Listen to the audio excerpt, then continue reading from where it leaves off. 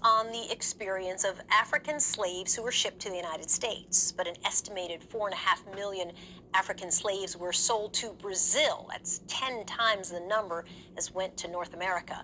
And today, more than 80% of the population of the northeastern state of Bahia is descended from African slaves. And African culture there is thriving. It's becoming a popular destination for African Americans who are looking to connect with their roots. Our correspondent, Leonie Lacani, takes us inside Roma Negra, or Black Rome. It's game day. Dance, music, and celebration. A way of life for Brazilians. Locals line the streets of Salvador in the northeastern state of Bahia to support the country's soccer heroes. Many of the locals here are actually American, like Renee Adolfi. Born in Brooklyn, now a resident of Salvador since 2011. I had a friend of mine who's American. She would come here every year. For 10 years, she was coming to Salvador. And so she said to me, Renee, you have to come to Salvador. When she told me she was coming here, I thought I had to come and see what it was like and why she keeps coming back.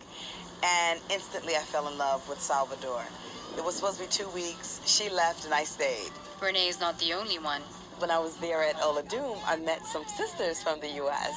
You know, I saw them taking pictures and I heard one talking. And I was like, American! There are no definitive numbers of how many Americans are here.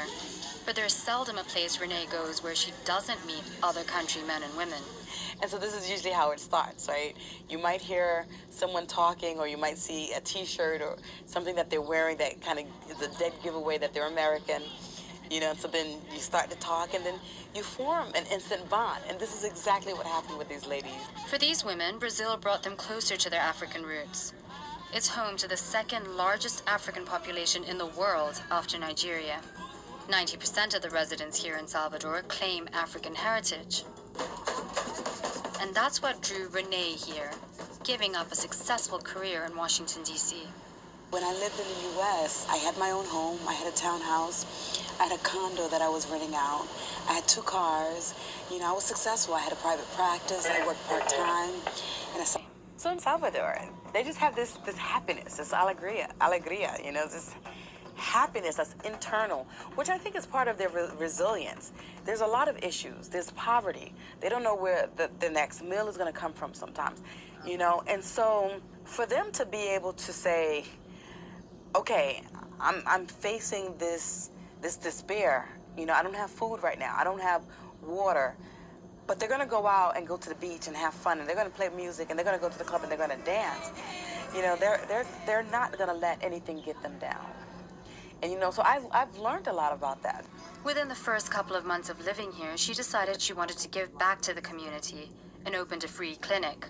I would do therapy. I would do Reiki, energy healing. I would do massages. And I began to breathe in the same pattern.